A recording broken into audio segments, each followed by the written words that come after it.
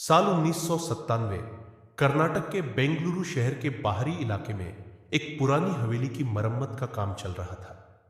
पास ही एक पुराना तालाब था जिसे वर्षों से किसी ने छुआ भी नहीं था। मजदूर जब जमीन खोद रहे थे तभी उनके औजारों से टकराकर एक अजीब सा काले रंग का पत्थर बाहर निकला। देखने में वह पत्थर किसी शिवलिंग जैसा लग रहा था, लेकिन जब उन्होंने और खुदाई की तो उनकी आंखें आश्चर्य से फटी रह गई।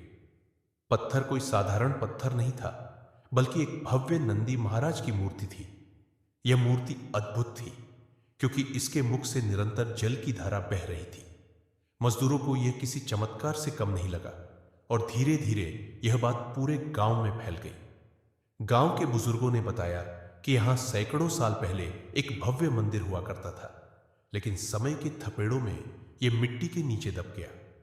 जब इस घटना की खबर archaeology survey of India ASI को मिली तो विशेषज्ञों की एक टीम वहां पहुंची।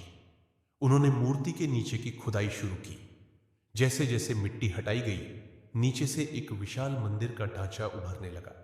लेकिन सबसे हैरान करने वाली बात यह थी कि नंदी जी के मुख से जो जल निकल रहा था उसका कोई स्रोत नहीं था।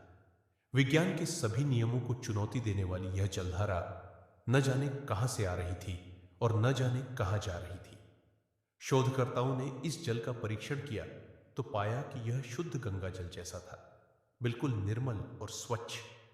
तब एक संत ने गांव के लोगों को एक पुरानी कथा सुनाई। सैकड़ों साल पहले एक तपस्वी आर्षि ने यहां घोर तपस्या की थी। उनके तप के प्रभाव से स्वयं भगवान शिव ने यहां प्रकट होकर नंदी महाराज के मुख से जल की धारा बहने का आशीर्वाद दिया था। यह जल उन्हीं की कृपा का प्रतीक है और इसे कोई रोक नहीं सकता। आज यह मंदिर दक्षिण मुखी नंदी तीर्थ कल्याणी मंदिर के नाम से प्रसिद्ध है। लाखों श्रद्धालु यहां दर्शन के लिए आते हैं और नंदी जी के मुख से बहते जल को पवित्र मानकर अपने साथ ले जाते हैं। लेकिन यह रहस्य आज भी अनसुलझा है कि नंदी जी के मुख से जल कहां से आता है और कहां चला जाता है।